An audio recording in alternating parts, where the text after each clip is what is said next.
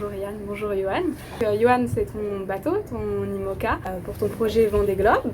Après ta dernière victoire sur la route du Rhum en classe 40, tu te lances, ça y est. Toi Yann, tu accompagnes Johan sur cette saison 2023 en tant que co-skipper. Et puis je crois qu'après tu bascules sur un nouvel univers qui est la direction de course.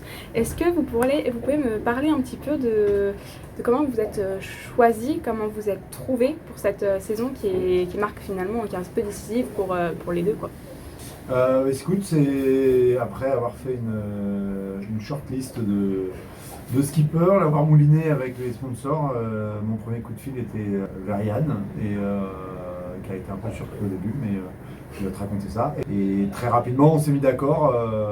Voilà, moi j'étais intéressé par son profil, par son expérience sur les IMOCA, par ce qu'il pouvait apporter au projet, et par la variété aussi d'IMOCA sur lesquels il avait navigué. Enfin, forcément, c'est un mix de tout ça, et puis son expérience immense sur ces courses-là. Et voilà, écoute, assez rapidement, on s'est retrouvés, on s'est mis d'accord. Et toi Yann, visiblement, tu as été un peu étonné quand Johan t'a appelé. Un peu à tort d'ailleurs, mais oui, étonné, parce que c'est vrai que moi j'avais navigué déjà il y a 2 ans avec Sébastien Simon sur un bateau qui s'appelait Arkea Paprec. Oui. Et ça a été dur, la fin du projet de ce projet-là avait été difficile.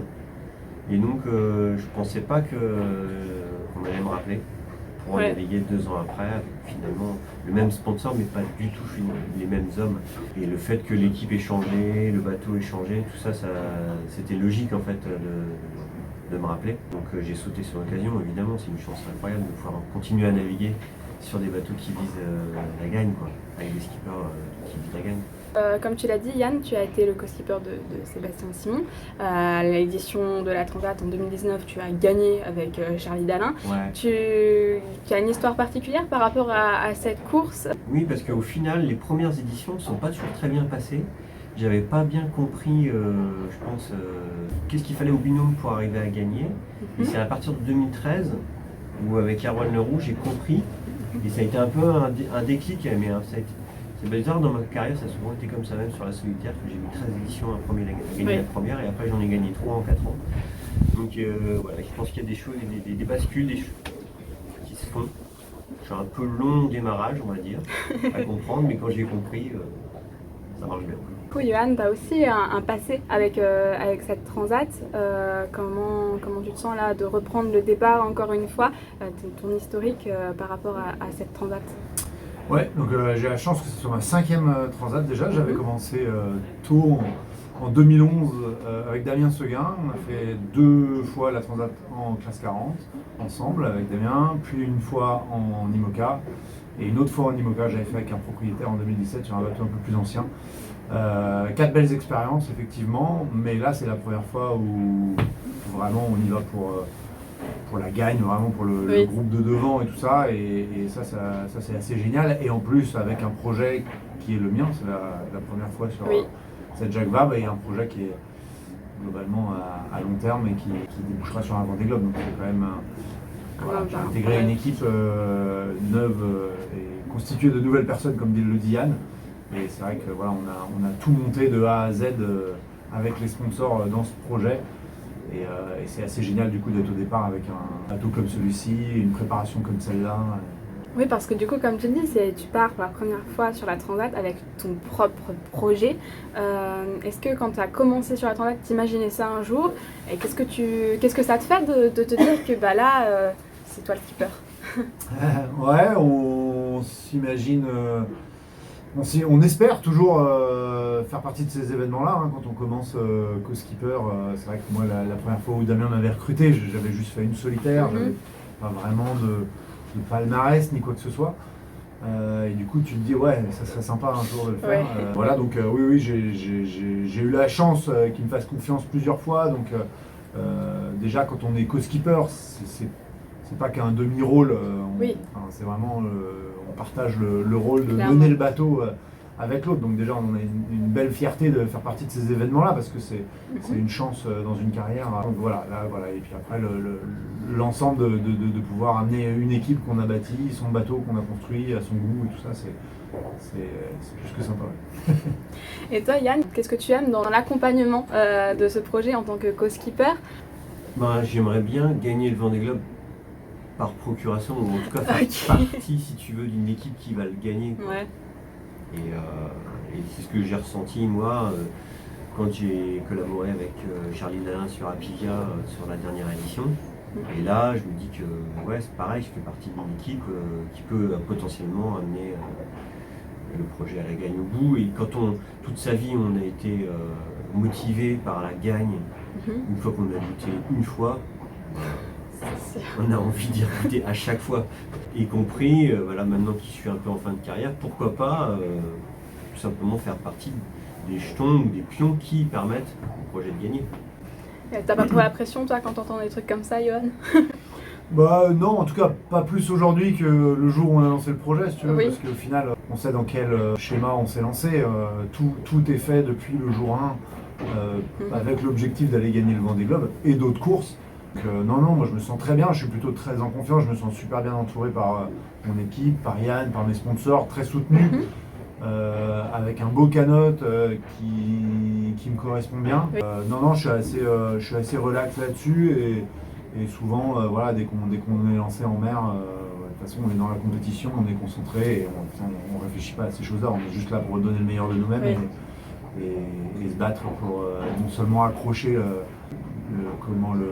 les avant-postes de la course, mais essayer de ressortir en vainqueur. D'ailleurs, cette saison,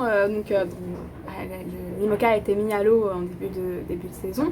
Il a plutôt bien commencé, ce bateau. Est-ce que vous en êtes content, toi, Johan, particulièrement? Ouais, carrément. Alors en plus, on a un sister ship qui a eu aussi des bons résultats. Donc Thomas et Morgan ont gagné la première épreuve à laquelle ils ont participé.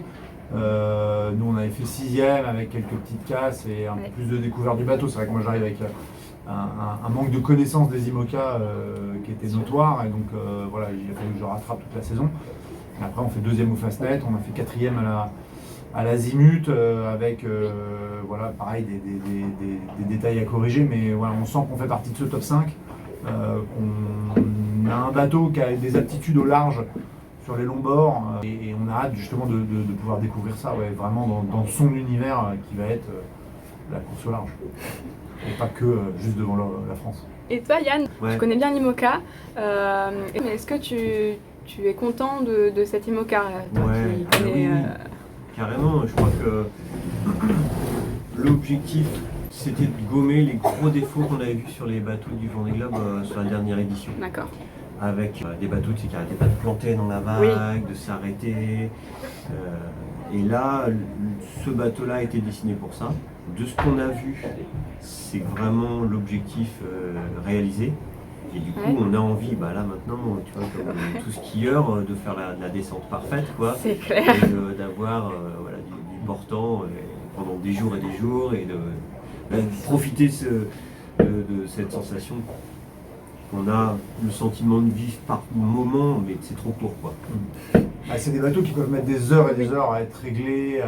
Tu vois, tu auras déjà parcouru 100 000, que tu seras satisfait de tes réglages de pilote, de ton matossage, de tes balades, de tes réglages de voile. Donc souvent 100 000 dans des courses d'avant-saison, hop, le bord est fini quasiment. C'est clair. 4 heures. Pour partir dans l'autre sens, quoi. Ouais. Et là, voilà, là c'est vraiment, c'est vrai que je suis totalement d'accord avec Yann, on sent un potentiel, on l'a vu, on l'a prémédité, j'ai envie de dire, parce que c'est voulu dans le design. On a l'impression que l'architecte s'est pas trompé, il nous a pas vendu quelque chose que l'on n'a pas entre les mains. On a vraiment, pour moi, j'ai vraiment le sentiment d'avoir les préconisations du designer à l'origine du projet, tu vois. C'est-à-dire, on a peut-être fait un petit peu de perte sur le prêt, sur quelques domaines qui sont où les différences de vitesse sont moins flagrantes et plutôt du gain sur le portant où là les différences peuvent être très importantes effectivement. Si jamais le bateau a des vitesses beaucoup plus linéaires et ce qu'on semble voir et ce qu'on a envie de découvrir. Et toi justement qui vient du classe 40, là tu as vraiment passé avec un laps de temps très, très diminué. Comment le changement n'était pas trop brutal justement? Peut-être parce que tu travaillais déjà sur la conception du bateau ou comment ça s'est effectué? Tu vois, c'est pas rien quand même. Ouais, bon alors il y a clairement des changements et tu vois à la première sortie Heureusement qu'Yann était là parce qu'il nous a calé dans ce qu'il fallait faire. Parce que c'est vrai, quand le bateau décolle, au début, tu fais oh putain, ça va où cette histoire voilà, il y a quand même des leviers pour le calmer et tout ça. La violence des choses me perturbe pas trop parce que le classe 40, je trouvais déjà quand même assez violent. Et il y a des jours où, voilà, limite, je le trouvais plus violent, le classe 40, plus bruyant, plus. Enfin, c'était assez sourd et dur. Là, les chocs peuvent être très violents, clairement. Mais voilà, je trouve que ça reste maîtrisable, ça reste gérable sur ce bateau-là. J'ai pas l'impression de vivre une torture permanente, même si ça reste très dur. Hein. L'engagement est total et voilà, c'est très usant. Mais bon, ça fait partie du métier de régatier au large aujourd'hui, d'être sur des bateaux durs et exigeants. Voilà, donc ça n'a pas été trop dur une fois que j'avais appréhendé les nouvelles vitesses, si tu veux. Un classe 40, ça fait des pointes à 25, 28 nœuds peut-être. Là, on peut faire des moyennes à 25, 28 nœuds, relativement facilement parfois. Et des pointes à 35, voire plus. On a des pointes à 38, 39 dans les enregistrements. Donc c'est un autre univers et c'est vrai que les premières fois tu as un peu l'impression que tu vas atterrir sur la lune quand même. J'imagine. Voilà. C'est là que toi du coup tu joues un peu ton rôle de mentor presque. Ouais, tout à fait. Bah, c'est sûr qu'au début, voilà, j'étais là pour aider toute l'équipe, pas seulement Johan, dans le maniement du bateau, comment on va faire la manœuvre, dans quelle séquence. Je me rappelle aussi des moments où tout le monde était un peu impressionné sur les chocs et sur la vitesse du bateau. On me dit, c'est que le début, hein. Il va falloir vous préparer mentalement, parce que là, c'était ça par rapport à ce qu'on va vivre. Et donc préparer tout le monde et conditionner tout le monde à dire, bon, ok, là, en fait, on n'en est qu'au début, quoi. Alors, on en parlait au début de l'interview. Toi, tu vas basculer bientôt sur de la direction de course. Donc, en fait, c'est un peu ton dernier projet en tant que co-skipper, c'est ça? Ouais. Et alors, pourquoi cette envie de partir sur de la direction de course? Parce que c'est la fin de carrière. Hein. C'est tout. Il y a un moment donné, il faut se rendre à l'évidence. Physiquement, les bateaux sont difficiles. Et donc je sens la fin de carrière arriver, donc je me dis que ça serait pas mal que je commence à goûter un petit peu à d'autres aspects du métier. Donc il y a la direction de course, il y a le coaching aussi, avec Paul Laforêt, Jeanne Grégoire et Erwan Tabarly, avec qui j'ai pris du plaisir, parce que justement ce côté transmettre aux plus jeunes, là, j'ai entraîné les figaristes,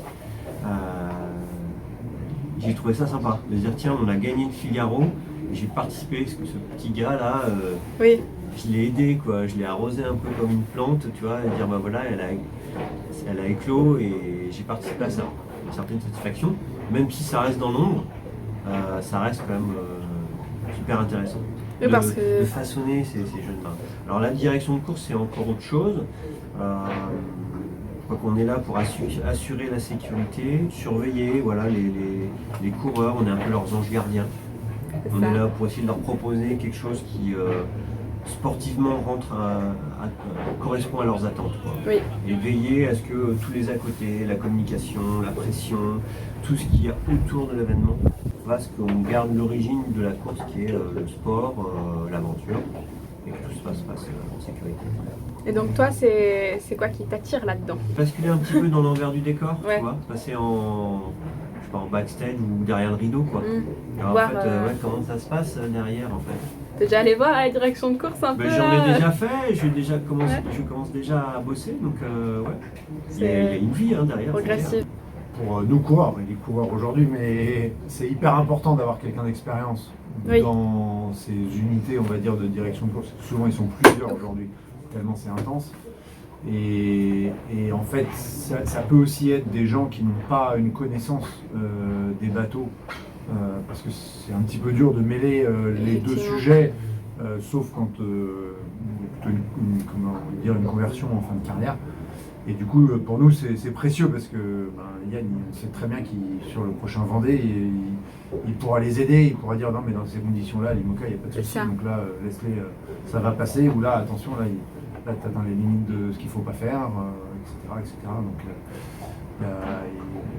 l'aide et le conseil d'un vrai marin expérimenté va être précieux dans ce domaine-là. Francis Le Goff, donc directeur de course sur la Transat Jacques Vabre, qui me disait que quand on est directeur de course, en fait on choisit finalement pas vraiment d'être directeur de course, c'est plutôt les marins qui nous choisissent. Et toi, tu le ressens un peu comme ça aussi? Ouais, c'est clair. C'est clair que nous, on donne notre confiance, on sait que voilà, on donne cette responsabilité-là à quelqu'un qui est à terre, quoi. On n'a pas envie de la donner forcément à n'importe qui, Ouais. tu vois. Il faut qu'on soit convaincu. C'est sûr. Ouais. J'ai vécu par le passé quelques événements avec des directeurs de course, on va dire, à qui on n'accorde plus notre confiance aujourd'hui, et qui ne sont plus directeurs de course, effectivement. Donc ce que tu dis est vrai, il faut que les coureurs soient d'accord avec le choix. Même si c'est pas un vote des coureurs, c'est pas une décision, mais au final, quelqu'un qui ferait mal son travail sur un événement, très rapidement serait mis à l'écart. Donc parce que c'est délicat, et moi je peux dire, on a fait une sorte de grève vote en mer pour décider d'arrêter une course que le directeur de course ne voulait pas arrêter. Ah oui. Parce que c'était débile. On allait dans des conditions débiles, et lui il voulait pas le reconnaître, et on a tous pris à l'unanimité la décision d'arrêter la course. D'accord. On peut dire jusqu'où ça peut aller. En soi, si ça se passe bien, on n'a quasiment pas de relation. Tu sais, c'est toujours pareil. Ouais. Ça se passe naturellement. Ok, le parcours c'est ça, le départ c'est ça, c'est organisé comme ça. Ok, tout va très bien, nickel. Sauf que bien sûr, quand c'est pas bien organisé, quand c'est pas bien vu avec les autorités, quand c'est pas bien vu avec les plannings, les types de bateaux, les types de marins, ça peut vite partir en cacahuète. C'est la partie sportive de l'organisation de l'événement. Et du coup, on te retrouvera, c'est ça, dans l'équipe de direction de course du Vendée Globe, si j'ai bien compris. Ouais. Pas trop la pression de commencer avec un événement qui est quand même, de Vendée Globe, quoi. Ouais, oui, non, parce que l'équipe, c'était l'équipe quasiment du précédent Vendée. Donc je m'insère en fait simplement dans une équipe, et c'est pas moi le directeur de course, Non. Je suis directeur de course adjoint. Et oui, c'est une course que je connais, que j'ai fait déjà 2 fois. Donc, mais par contre, c'est vrai que c'est une grosse machine, et il y a une quantité de décisions à prendre assez importantes. Sûr. Il y a des à côté aussi que j'avais un peu sous-estimé, la relation avec les politiques, avec les médias, qui sont assez chronophages aussi. Sûr. J'ai pas vraiment d'appétence pour, donc ça tombe bien, pour l'instant je les laisse aux autres. C'est intéressant dans le sens où vous préparez chacun votre Vendée Globe de façon complètement différente, mais ensemble. Des fois, c'est pas trop compliqué justement de préparer non, les parce deux que projets. c'est 2 phases différentes. Là, on est concentré sur la course. Yann, il a miné un petit peu dans l'orga du Vendée une fois ou deux récemment, mais ça reste anecdotique. Là, on s'est totalement concentré sur la préparation de la course, et puis après, cette course, Yann sera libéré de ses obligations vis-à-vis de nous, en tout cas, sur ce sur quoi on s'est mis d'accord aujourd'hui.